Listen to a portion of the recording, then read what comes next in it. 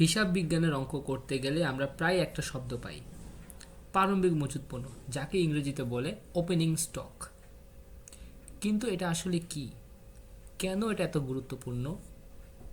চলো আজ খুব সহজ এটা বুঝে নেই।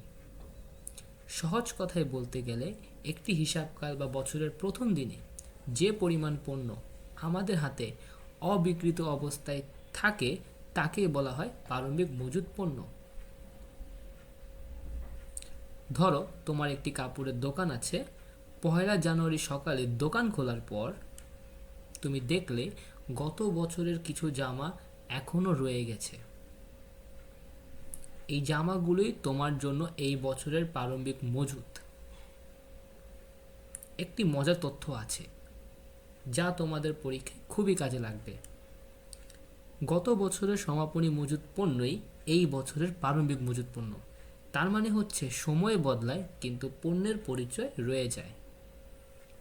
গত বছরের শেষে যে পণ্যগুলো অবিক্রিত ছিল, যাকে আমরা বলি সমাপনী মজুত, নতুন বছরের শুরুতেই সেই একই পণ্যগুলো হয়ে যায় প্রারম্ভিক মজুত।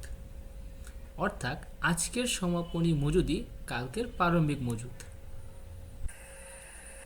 এসএসসি এবং এইচএসসি পরীক্ষায় আমাদের বিক্রিত পণ্যের ব্যয় বের করতে হয়। সেখানে আমরা সবার আগে প্রারম্ভিক মজুত লিখে থাকি। কিন্তু কেন, সেটা কি তোমরা জানো? কারণ এই পণ্যগুলো আমরা এই বছরে সবার আগে বিক্রি করার চেষ্টা করি। এটি একটি ব্যবসায়ের ব্যয় হিসেবে গণ্য হয়। মনে রাখবে, প্রারম্ভিক মজুত পণ্য সবসময় রেওয়া মিলের ডেবিট দিকে বসে। তবে যদি অঙ্কে সমন্বিত ক্রয় থাকে তখন কিন্তু প্রারম্ভিক মজুত আর রেওয়া মিলে আসবে না। এই ছোট ছোট টেকনিকগুলো মনে রাখলে পরীক্ষায় ফুল মার্কস নিশ্চিত। ভিডিওটি ভালো লাগলে লাইক দিন এবং বন্ধুদের মাঝে শেয়ার করুন, এবং হিসাব বিজ্ঞান আর কোন টপিক নিয়ে ভিডিও চান সেটি আমাদের কমেন্টে জানান। সাবস্ক্রাইব করে আমাদের পাশে থাকুন। ধন্যবাদ।